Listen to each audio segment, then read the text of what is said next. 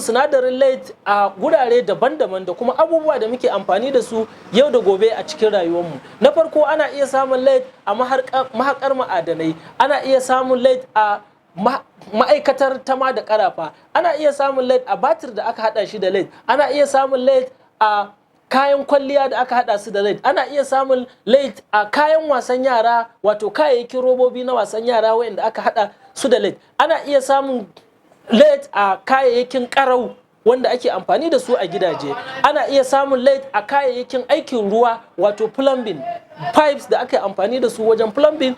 Idan aka haɗa su da lead wajen suna cakuduwa da lead, su dan adam kuma ya samu lead a cikin ruwan da yake sha, domin ruwan yana shigowa ta cikin waɗannan pipes ɗin.